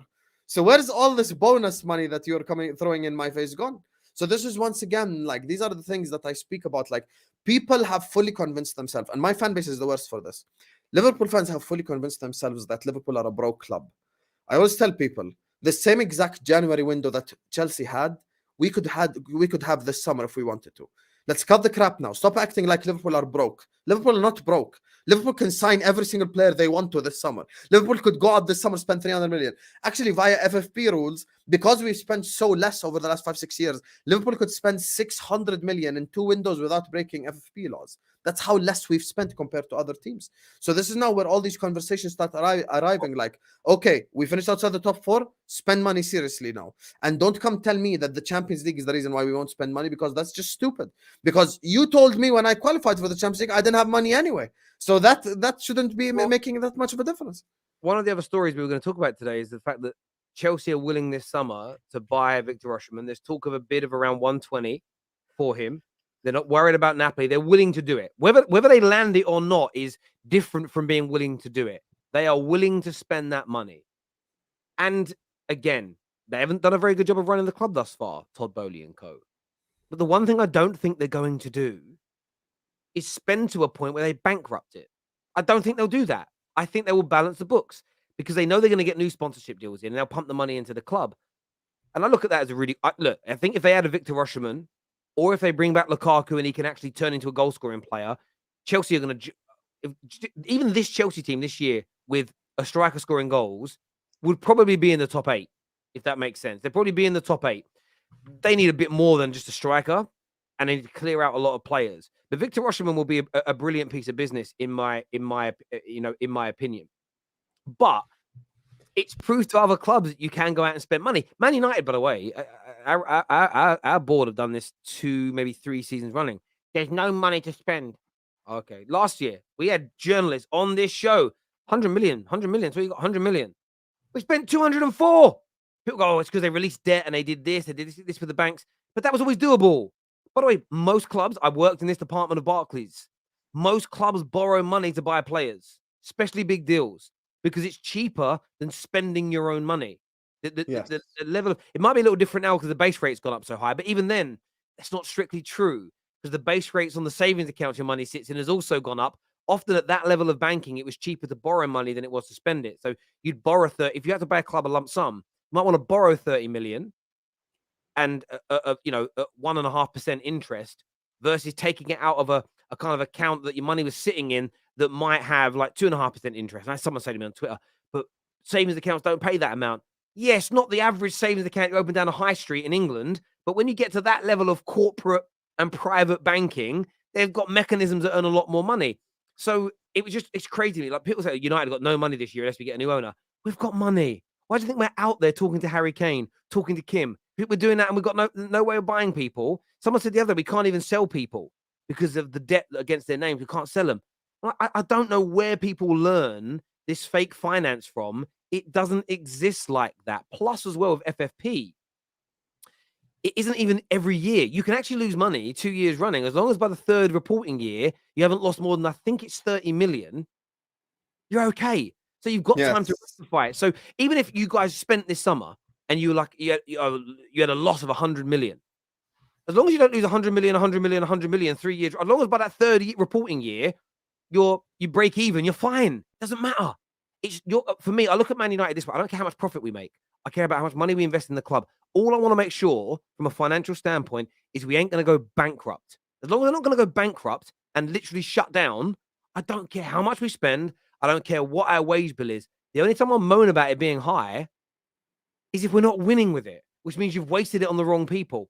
I honestly, 30 million euros. And by the way, there's even people in this comment section who still don't get it. People like Liverpool fans, and I swear, like Liverpool fans have just been programmed with the work of years of journalists and content creators just pumping them into this head. Oh, Liverpool only made 50 million profit last season.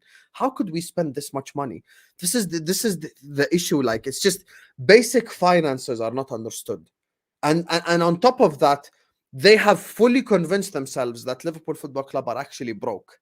Can you imagine a club worth almost the worth of Man United, the club making the second most revenue in the entire world, is a club that is broke? That is what they have fully convinced themselves of. So can you actually look yourself in the mirror and go like Forest can spend more money than Liverpool? Any of you people making that argument? And by the way, the whole profit stuff, you look across the word profit and the word revenue. We know they mean two different things. But here's the thing when it comes to the profit thing. Do you think football clubs make that much quote-unquote profit anyway? There's a difference between revenue and profit. And you know why? Football is not actually, when it comes to the whole profit margins, is not that much of a profitable sport. Because it's about the revenues almost always go into development and improvement and structuring and blah, blah, blah. That is literally what happens at every football club. Most football clubs are not in profit. If Liverpool Football Club won the quadruple last season, we would have been at 7 million loss. It's normal. That does not mean that we cannot spend money. That's the thing. Bro, those two things are not linked. It's so very, very true. And even with deals, so it's the cost of deals year one is obviously a lot lower than people think because stuff paid off over a period of time. Yes, there comes a point where if you keep spending and are on a loss every year in, year out, if your wage bill is higher than your turnover, like Portsmouth was, then you're in trouble. So nobody's talking about suicidal spending. But this nonsense that Liverpool and Man United don't have money to compete is crazy. Plus, your owners can pump money in. They can pump £100 million every 3 year in for transfers. But they can pump additional money into the club for salaries. They can pump other money into the football club for infrastructure rebuilds. So this nonsense there's no money is crazy. Like, literally, your owners could turn around and go, right, boom, we're going to pump in 50 million there to redevelop this. We can pump in 50 million there because we know we're going to increase the salary. We'll pump in 100 million to go into the transfer kitty. But by the way, them pumping in 50 million to cover wages gives you 50 million pound back for your transfers out of the normal turnover of the business. So theoretically, You can pump as much money as you want into the transfers as long as you're siphoning it off in a different way. Like you can basically take from Peter to pay Paul. And listen, I'm not even an accountant. I don't really, that area of finance isn't my expertise, but I run a business. So I know where you can take money from to do other things and move things around. It's doable. Some super chats here. First one says, brother was online at 3 a.m. and quoting Jazia and used some flag on a handle. FSG in forever. Also, Arsenal will drop off next season. Bookmark this is what my guy says here. It depends. It really depends on the summer. It could happen. Yeah. It could happen 100%. It could. McAllister, CM, Lavia, I don't know, I can't pronounce that first name, CDM. Ugarte. Okay. All these names, there's a lot of signings here. Ignacio, Indika, Barella, Turam, Timber, Wrench, Young, Gambles, Jacob Ramsey, Tyler Adams. J-Boy, if we had anywhere near what you're describing this summer, I would be jumping. Decent. I would be. That's not decent. We win the Prem directly if we do all of that. Like that's insane. I hope you're right, but I don't see us doing. Let's see what happens. I hope Arsenal spend as much as United last summer. That's 204 million. That's a decent amount. Terry Tibbs, his problem with Liverpool was we never replaced Genie. We expected to be able to compete, and we misjudged how important Genie was. But we will be back. Terry Tibbs, I hope you wish you a speedy recovery. I know you went through some sort of medical thing as well. Second thing is, Terry Tibbs, my brother, when Genie was sold, the excuse from journalists then was it was COVID year. And because it was COVID year, we didn't make money in the stadium and we can't afford the replacement. So now we're just using an extra different excuse now. So this is the thing that I speak on. We got some breaking news, people. Ivan Toney has been suspended from all football and football-related activities with immediate effect for 8 months, which runs up until the 16th of January. Fine of £50,000 and warned as to his future conduct of breaches. So he will not be available to play football now until the 16th of January. 8-month ban. Lord. 16th of January. That's almost until the January window of next year. Do you know what's crazy? Do you know what I would do with that news? I would attempt to buy him now at a cheaper rate because he can't play. And then he trains with you for a year and then you unleash him in January. That's what I'd try and do. The only thing I would say about that deal, that ban, is why when people commit racism do they not get as long a ban as that? Like legitimately, like I think if you want to ban people for 8 months for gambling, fair play because there's cheating involved in that and everything.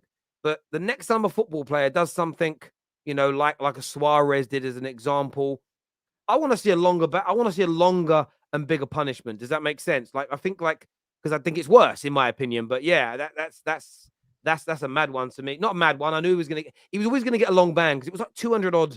I thought it'll be longer. I'm gonna be real with you. Yeah, it's crazy. Because some people are saying that he might get banned for 2 years or so. Yeah, well, it was. I think the reason he didn't is because he pleaded guilty. I don't know how it works in Jordan, but in the UK, whether it's a civil matter like this is business matter or a court situation, like legality, generally, if you admit guilt, you get a lesser sentence because you basically save people lots of money and time by saying I'm guilty rather than dragging it through court. But yeah, mate, that'll be an interesting one. Mateos here says, so Husam, if you say there's no money available, then how do you sign the players you signed in the past 2 windows? Mateos clearly wasn't listening. Mateos, I'm not saying no money is available. I'm saying they're saying that there's no money available, and it's wrong. There is money available. That's my point. Mateos, learn to listen, bro. It's not my fault Arsenal finished second. Because it's tactics, a club isn't going to say we have X, Y, and Z to spend. It's easy to say we've got no money and crack on. Joe, I think it's fair to do that ahead of time and try and drive prices down. It's what Liverpool do though is after the fact go, yeah, but we had no money. I think there's an element of just I'd rather hear my club say nothing publicly and do that. Yeah, Ivan Toney will be banned for 9 months. Thank you, Nathaniel, for that. And Winter Surfer sent me through the message, and I saw that. I wanted to ask you about tonight's game, bro. What do you see happening at the Etihad tonight? Is it the moment when City move one step away from genuine greatness? Greatness that Liverpool, greatness that Man United, greatness that Chelsea in the Premier League era have experienced? Or are Real Madrid going to pull the heritage cards and knock out City tonight? What's going to happen, bro? You can clip this. Manchester City are not winning the Champions League, whether it be Real Madrid or Inter Milan. Manchester City are not winning the Champions League. Manchester City have been the Tottenham Hotspur of the Champions League over the last 5-6 years, and I'll be damned if I ever back a Tottenham Hotspur again. Monaco, Lyon, Tottenham themselves, Liverpool, the crap Liverpool, not the good Liverpool, Chelsea, they gave Havertz a career, and we saw what happened last season. Today's game is going to go one of two ways. First of all, it's Hala Madrid all the way through. I ain't trying to see City win no Champions League. And second of all, it's going to go one of two ways. It either is going to be Man City winning this game comfortably, maybe by 2 goals or so, or Real Madrid is going to win on penalties. That is how I see it going. If Real Madrid play their cards right, the only way they win is on penalties for me, or maybe by a goal, something like that. And the only way they can win today's game is on the counter-attack. And this is where, for me, I spoke on Carlo Ancelotti last week, and we had this conversation. The problem with Carlo is Kroos and Modric can't play together today. They can't. They need one of them on the bench because they need, I know people don't like this, because 90% of football fans now are just ability merchants all the way throughout. Sometimes passing left and right is beautiful, but needs to sit on the bench. Sometimes it ain't about that. Sometimes you need agility, physicality, stuff like that. I think Tchouaméni, Modric, and Valverde would probably be the best Madrid midfield you could play today. And if Madrid play the counter-attacking game smartly, and Alaba and Rudiger have a fantastic game against Haaland like they did last time, they absolutely have got a chance to win. And the thing is, this is what we need to remember about Real Madrid. This is what separates them from the rest of the teams. To Real Madrid, this is a regular Tuesday and this is a regular Wednesday. They don't care about no Champions League. They don't care about no Etihad, no Anfield, no San Siro, no nothing.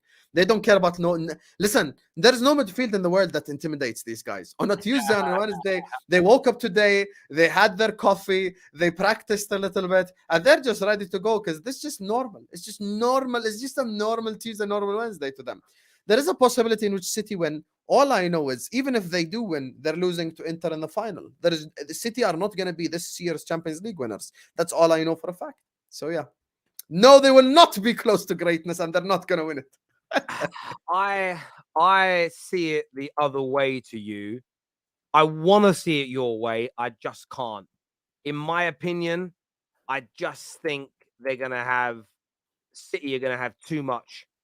And I know it's Real Madrid, and I know what they are, and I know what they're about, and I know what they've achieved, but I just think they're going to have too much quality at the Etihad. The same as the first leg last year. They beat them 3-1, and they beat them comfortably. I believe it's going to be the same tonight. I believe they're going to beat them comfortably. Not because Madrid are a bad team. Not because I'm disrespecting Madrid. I know a lot of people in the comments, oh, you can't say that about Madrid legacy. Listen, Madrid are amazing. They're even a very, very good team now.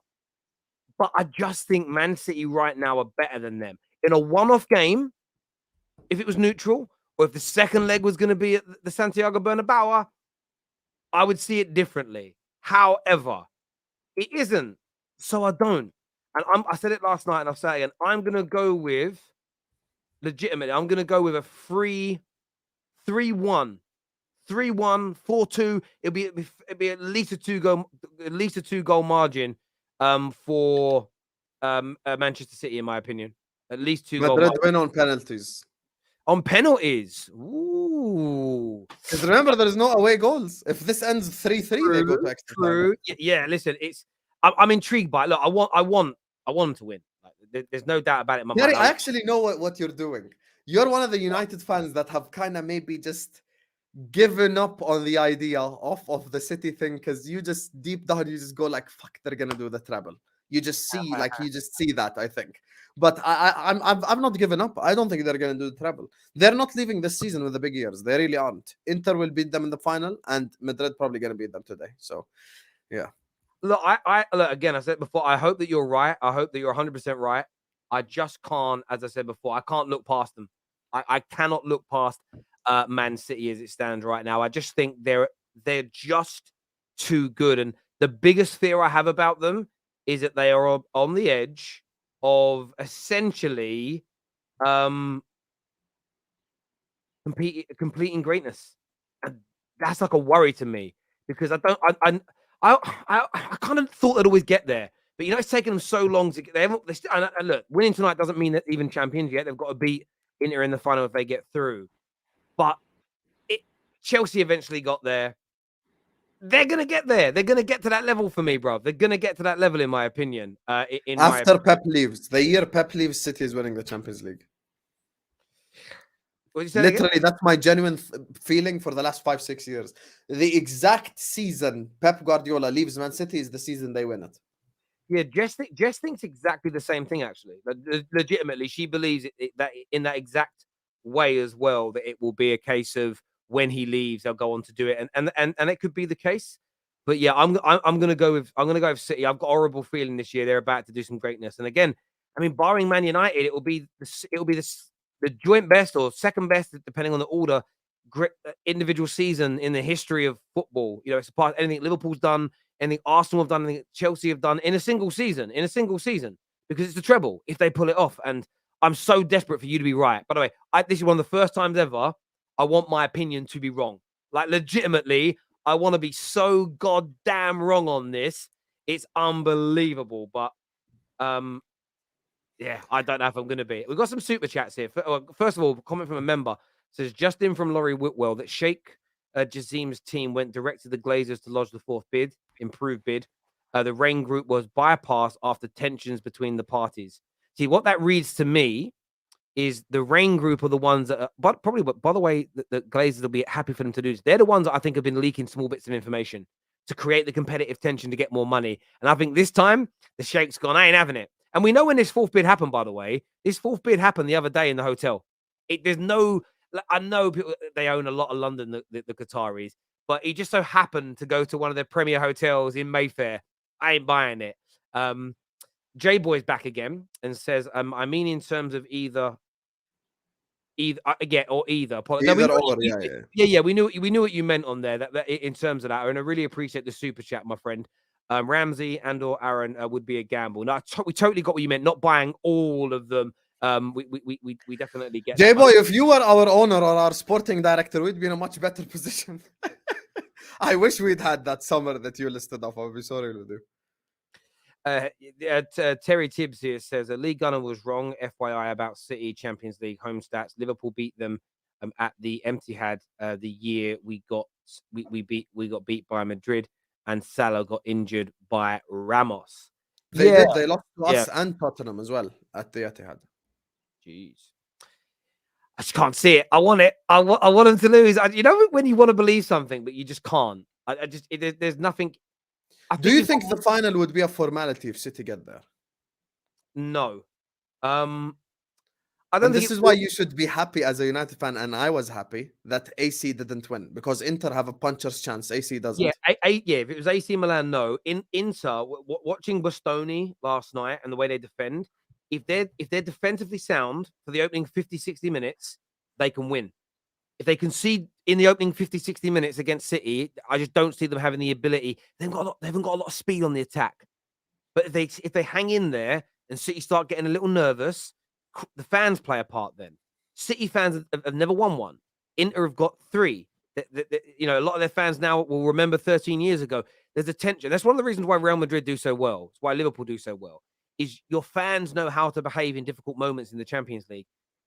Clubs that have never been there, there's very few people at the clubs that have been there. There's internally that can calm the nerves, and fans behave different. Fan anxiety, fan nerves, fan frustrations are different depending on how successful a team is or isn't. It's why at the moment with Man United, we've gone through a decade of failure. When we're looking a bit edgy in games, you feel it from the fans. We kind of lost our nerve. When Man United go back to being a really good team, our growth from being decent to being amazing will be very quick, because the fan base will click back into how we naturally know how to be. We've been there and we've done it before and worn the t-shirt.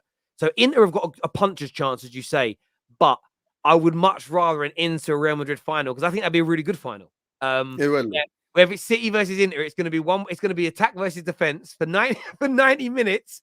It'll certainly be an interesting one. Viewers, of course, we want your thoughts and we want your feelings. Have I spoke on Tony yet? Yeah, we spoke about that a few minutes ago.